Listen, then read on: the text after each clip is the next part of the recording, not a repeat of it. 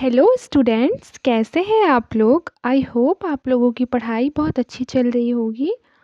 आज हम सारे एग्ज़ाम के दृष्टिकोण से इम्पॉर्टेंट एमसीक्यू सॉल्व करने वाले हैं। तो चलिए शुरू करते हैं। आपको आपके स्क्रीन पर फर्स्ट क्वेश्चन दिखाई दे रहा होगा। देखिए, हाल ही में केंद्र सरकार ने लोगों से डार्क टूरिज्म से बचने की सलाह दी है। डार्क टूरिज्म का संबंध किससे है? 4 ऑप्शंस दिए हुए हैं, बताइए। डार्क टूरिज्म जो आपने अभी हाल ही में न्यूज़ में था, सुना है, वो किससे रिलेटेड है? तो ये बिल्कुल करेक्ट है, आपदाग्रस्त क्षेत्र से रिलेटेड है। हाल ही में केरल के वायनाड जिले में भूस्खलन के बाद क्या हुआ कि मंत्रिमंडल की उप समिति ने लोगों को डार्क टूरिज्म से बचने की अपील की है। बेसिकली डार्क टूरिज्म जो होता है वो आपदाग्रस्त क्षेत्रों की यात्रा को कहा जाता है। मतलब जो क्षेत्र आपदाग्रस्त है वहाँ के लिए ट्रैवलिंग प्लान करना, ठीक है, और वहाँ ट्रैवल करना, ठीक है। ये हमारा क्या हो जाएगा? डार्क टूरिज्म हो जाएगा। फिर आगे देखते हैं। अगला क्वेश्चन है कि यह प्रख्यात भारतीय खगोल शास्त्री, गणितज्ञ और ज्योतिषी थे जिनका योगदान प्राचीन भारतीय खगोल शास्त्र में अत्यधिक महत्वपूर्ण है। उन्हें सर्व सिद्धांत गुरु कहा जाता है। क्या कहा जाता है? सर्व सिद्धांत गुरु। इस कथन का जो संबंध है वो किससे है? तो इस कथन का जो संबंध है वो है वराह मिहिर से। ऑप्शन नंबर सी है, ठीक है, याद रखिएगा, option number C, Varaha Mihir. देखिए, वराह मिहिर का एक प्रसिद्ध ग्रंथ के बारे में बता देती हूँ जिसका नाम है पंच सिद्धांतिका। पंच सिद्धांतिका में उन्होंने 5 प्रमुख खगोल शास्त्रीय सिद्धांतों की समीक्षा की है। पहला सूर्य सिद्धांत, दूसरा पॉलिस सिद्धांत, तीसरा रोमन सिद्धांत, फिर वशिष्ठ सिद्धांत और पितामह सिद्धांत, ठीक है। फिर अगले क्वेश्चन की ओर बढ़ते हैं। हमारा अगला क्वेश्चन है गुप्तकालीन अभिलेख के बारे में 2 स्टेटमेंट्स हैं, आइए देख लेते हैं। सबसे पहले लिखा है कि गढ़वा से कुमार गुप्त के 2 शिलालेख मिले हैं। इन पर गुप्त संवत की तिथि 98 अंकित है, ठीक है। 98 मतलब कि 417 ईस्वी, ठीक है, ये अंकित है। तो ये जो है ये हमारा क्या हो जाएगा? करेक्ट हो जाएगा। फिर है मथुरा के लेख पर गुप्त संवत की तिथि 319 अर्थात 454 ईस्वी अंकित है। तो ये हमारा गलत हो जाएगा क्योंकि वहाँ कितना अंकित है, मैंने क्या बताया अभी आपको?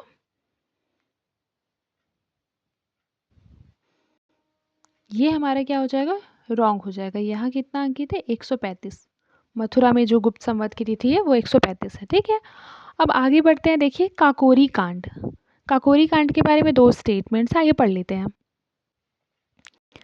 देखिए, काकोरी कांड के बारे में 2 स्टेटमेंट है। सबसे पहले तो दिया हुआ है कि 9 अगस्त 1925 को HRA के क्रांतिकारियों ने लखनऊ के पास काकोरी में ट्रेन को रोक लिया एवं सरकार का खजाना लूट लिया। फिर है अभियुक्तों के बचाव हेतु गोविंद वल्लभ पंत की अध्यक्षता में काकोरी कांड बचाव समिति का गठन किया गया। ये दोनों ही क्या है? करेक्ट है। इस तरह से ऑप्शन नंबर सी हमारा करेक्ट आंसर हो जाएगा। फिर देखिए, ये क्वेश्चन जो है वो बहुत ज़्यादा इम्पॉर्टेंट है। यहाँ पे लिखा है कि भारतीय उद्योग परिसंघ ने एंजल टैक्स हटाने का सुझाव दिया है। एंजल टैक्स के संदर्भ में निम्नलिखित कथनों पर विचार कीजिए। सबसे पहले तो इसे आयकर अधिनियम 1961 के तहत पहली बार कब लागू किया गया था? 2016 में। कब किया गया था? 2016 में, सॉरी 2012 में किया गया था। फिर दिया हुआ है कि यह टैक्स जो है सूचीबद्ध कंपनियों द्वारा जारी किए गए शेयरों से जुटाई गई पूंजी पर लगाया जाता है। तो ये गलत है क्योंकि ये गैर सूचीबद्ध कंपनियों द्वारा जारी किए गए शेयरों पर लगाया जाता है, ठीक है। तो ये हो जाएगा गैर सूचीबद्ध। और फिर थर्ड स्टेटमेंट क्या है कि यह टैक्स तब लगाया जाता है जब जारी किए गए शेयरों की कीमत कंपनी के उचित बाजार के मूल्य से अधिक होती है। ये हमारा करेक्ट है। इस तरह से ऑप्शन नंबर सी जो हो जाएगा हमारा करेक्ट आंसर हो जाएगा। आगे बढ़ते हैं। अब देखिए, अगला क्वेश्चन क्या है? मैच द कॉलम में सबसे पहले लिखा है औघड़नाथ मंदिर। औघड़नाथ मंदिर हमारा मेरठ में है। फिर दिया हुआ है गोला गोकर्णनाथ मंदिर, ये हमारा लखीमपुर खीरी में है। भृगु मंदिर हमारा बलिया में है। भगवान वराह मंदिर सोरो में है। इस तरह से जो करेक्ट आंसर हो जाएगा हमारा वो हो जाएगा ऑप्शन नंबर ए। फिर देखिए, राष्ट्रकूट के संबंध में निम्नलिखित में से कौन सा या कौन से कथन सही है? राष्ट्रकूट के संबंध में तो सबसे पहले राष्ट्रकूट वंश का जो त्रिपक्षीय संघर्ष है वो कृष्ण प्रथम के शासनकाल में हुआ। उसने वत्सराज और धर्मपाल दोनों को ही पराजित किया था। तो ये जो हो जाएगा ये हमारा रॉन्ग स्टेटमेंट हो जाएगा, क्योंकि जब देखिए सबसे पहले तो राष्ट्रकूट वंश का जो संघर्ष स्थापित हुआ था, ठीक है, वो कृष्ण प्रथम के काल में नहीं बल्कि ध्रुव के काल में हुआ था। ठीक है, ये हमारा रॉन्ग हो जाएगा। और बेसिकली यहाँ पे दो या दो से मतलब अधिक सेंटेंसेस है, तो जनरली उसमें क्या होता है, डेटा को रॉन्ग करने के चांसेस अधिक होते हैं।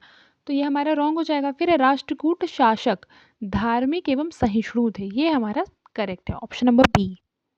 फिर है कि जिग नामक एक नई स्वर्ण समर्थित मुद्रा किस अफ्रीकी देश द्वारा जारी की गई है, तो ये जारी की गई है जिम्बाब्वे के द्वारा। फिर है निम्नलिखित में से असत्य कथन का चयन करना है।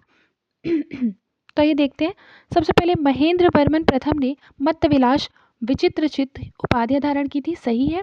पल्लव वंश का अंतिम शासक बताइए कौन था, नंदीवर्धन था क्या, सॉरी नंदीवर्मन, नंदीवर्मन था क्या, नहीं नंदीवर्मन नहीं था। तो बताइए कौन थे, पल्लव वंश के जो अंतिम शासक थे वो कौन थे, अपराजित थे। ठीक है। फिर नरसिंह वर्मन प्रथम को अभिलेखों में वातापी कोंड कहा गया है, ये सही है। फिर नरसिंह वर्मन द्वितीय के दरबारी कवि दंडी ने काव्यदश एवं दश कुमार चरित्र की रचना की है, ये भी हमारा सही है। और यहाँ असत्य कथन पूछा है, तो ये हमारा ऑप्शन नंबर बी हो जाएगा। फिर देखिए सूची एक को सूची दो से क्या करना है, सुमेलित करना है। तो आइए सबसे पहले देख लेते हैं। देखिए मेहरगढ़ प्रथम कृषि साक्ष्य रागी कपास मिला था, चिरांद हड्डी के औजार मिले थे, हस्तिनापुर से जंगली गन्ना चावल और कांच की चूड़ियां हस्तिनापुर से मिली है। फिर है अतरंजी खेड़ा से कपड़े की छपाई के अवशेष मिले हैं। ठीक है, इस तरह से जो ऑप्शन नंबर बी हो जाएगा ये क्या हो जाएगा, हमारा करेक्ट आंसर हो जाएगा।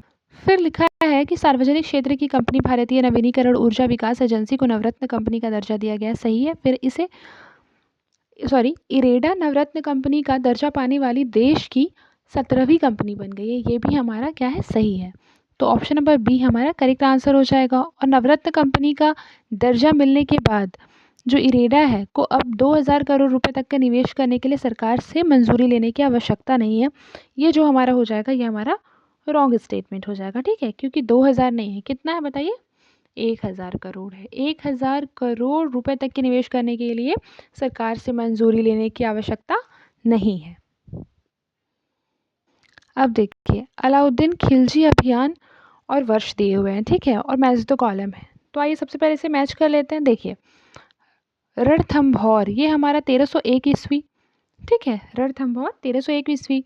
फिर उसके बाद है चित्तौड़ का हमारा है 1303 ईस्वी। फिर है जालौर का है हमारा 1309। और द्वार समुद्र का है ये हमारा 1311 ईस्वी। इस तरह से option number D correct answer हो जाएगा। फिर देखिए सिकंदर लोदी के बारे में है एक क्वेश्चन, तो आइए इसे पढ़ लेते हैं। देखिए सिकंदर लोदी ने सन 1504 ईस्वी में राजस्थान के राजपूत सरदारों एवं व्यापारिक मार्गों पर नियंत्रण स्थापित करने के उद्देश्य से आगरा नगर की स्थापना की थी, करेक्ट है। फिर भूमि की माप के लिए गजे सिकंदरी नामक प्रमाणिक माप प्रारंभ किया था, जो कि गजे सिकंदरी कितने इंच का होता है, 30 इंच का। ठीक है, ये भी हमारा क्या हो जाएगा, करेक्ट हो जाएगा। फिर है वह उर्दू और अरबी भाषा का अच्छा जानकार था, फारसी में गुलरुखी उपनाम से कविताएं लिखता था। तो फारसी में वह गुलरुखी नाम से कविताएं तो लिखता था, ठीक है, लेकिन वह उर्दू और अरबी भाषा का अच्छा जानकार है, ये जो है ये हमारा करेक्ट नहीं है। ठीक है, इस तरह से अगर देखा जाए तो जो हमारा करेक्ट आंसर हो जाएगा वो हो जाएगा ऑप्शन नंबर बी। फिर भारत के किस राज्य में देश का सबसे बड़ा ग्रीनफील्ड बंदरगाह विकसित किया जा रहा है, तो ग्रीनफील्ड बंदरगाह जो है ये हमारा महाराष्ट्र में विकसित किया जा रहा है। फिर है निम्नलिखित में से असत्य सुमेलन का क्या करना है, चयन करना है।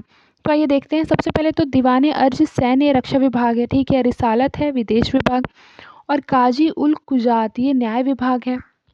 अमीर हाजिब शाही सचिवालय नहीं है। तो बताइए कि अमीर हाजिब क्या है, आप मुझे कमेंट बॉक्स में बताइए कि अमीर ए हाजिब क्या है। देखिए सबसे पहले तो अमीर हाजिब जो है वो शाही दरबार से संबंधित अधिकारी था, जो कि बेसिकली दरबारी शिष्टाचार एवं वैभव को बनाए रखने वाला मुख्य दायित्व निभा रहा था। ठीक है, तो इस तरह से असत्य सुमेल हमारा ऑप्शन नंबर डी हो जाएगा। फिर किस राज्य के समुदाय प्रबंधित प्राकृतिक खेती को 2024 का गुलबेंकियन पुरस्कार दिया गया है, तो ये दिया गया है आंध्र प्रदेश को।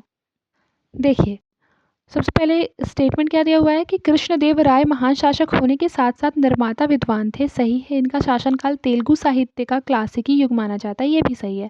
तो इसका correct answer option number A होगा कि कथन और कारण दोनों सही है और कारण कथन की व्याख्या भी करता है, ठीक है। फिर अकबर ने दीन इलाही तथा इलाही संवत की शुरुआत कब की है? तो ये शुरुआत 1582-83 ईस्वी में किया गया था, ऑप्शन नंबर ए। फिर निम्नलिखित में से असत्य सुमेल का चयन करना है। क्वेश्चन क्या बोल रहे हैं? सबसे पहले देखिए, तेग बहादुर की हत्या 1675 सही है। पुरंदर की संधि 1665 सही है। बीजापुर का मुगल शासक, ये 1670 में नहीं हुआ था। तो बताइए कि ये कब हुआ था? ये हमारा हुआ था 1686, ठीक है। फिर है इबादत खाने की स्थापना 1575, ये भी सही है। तो असत्य हमारा ऑप्शन नंबर सी हो जाएगा। फिर औरंगजेब के समय में राजपूत विद्रोह का वर्ष क्या है? तो राजपूत विद्रोह का वर्ष हमारा 1679 से लेकर 1709 ईस्वी तक है। फिर देखिए अगला क्वेश्चन क्या कह रहा है कि प्रत्येक वर्ष 27 जून को सूक्ष्म लघु एवं मध्यम उद्यम दिवस मनाया जाता है। वर्ष 2024 के एमएसएमई दिवस की थीम क्या है? तो इसकी जो थीम है वह है एक साथ मिलकर एक मजबूत भविष्य का निर्माण, ऑप्शन नंबर ए। देखिए एक तरफ अधिकारी है, दूसरी तरफ कार्य है, ठीक है। मीरे आतिश हमारा शाही तोपखाने का प्रधान है। मीरे बहर जल सेना का प्रधान। मीरे बर वन विभाग का अधीक्षक। मुसद्दी बंदरगाहों के प्रशासन की देखरेख। इस तरह से ऑप्शन नंबर बी जो है वो करेक्ट आंसर है। फिर है कि असत्य कथन का क्या करना है? सुमेल करना है, ठीक है। असत्य कथन को चुनना है। आइए देख लेते हैं। सबसे पहले अकबर का मकबरा। अकबर का मकबरा जो है वो अकबर ने बनवाया था, बताइए। बिल्कुल गलत, ये बनवाया था जहांगीर ने। जहांगीर ने, ठीक है। इस तरह से ये रॉन्ग हो जाता है और इसमें असत्य ही पूछा है, तो ऑप्शन नंबर ए इसका सही आंसर हो जाएगा। और दिन पनाह नगर हुमायूं ने बनाया था। मोती मस्जिद औरंगजेब। जहांगीर का मकबरा नूरजहां, ये सही है, ठीक है। फिर शिवाजी के संदर्भ में क्या है? स्टेटमेंट्स दिए हुए हैं, आइए उस पर नज़र डालते हैं।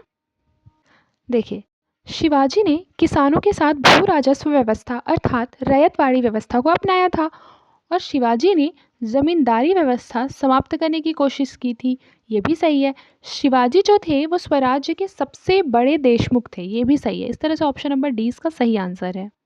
फिर है विश्व व्यापार संगठन ने 10 अप्रैल 2024 को नवीनतम वैश्विक व्यापार आउटलुक एवं सांख्यिकी रिपोर्ट पेश की थी। इस रिपोर्ट के अनुसार भारत डिजिटल सेवाओं के निर्यात में किस स्थान पर है? तो भारत चौथे स्थान पर है, ऑप्शन नंबर बी, ठीक है। आज के लिए बस इतना ही, मिलते हैं नेक्स्ट क्लास में, ठीक है। कल हम लोग ज़्यादा क्वेश्चन अटैम्प्ट करेंगे, आज हम लोगों ने काफ़ी कम किया है, ठीक है। तब तक के लिए अपना ख्याल रखिए और मन लगाकर पढ़ाई करते रहिए।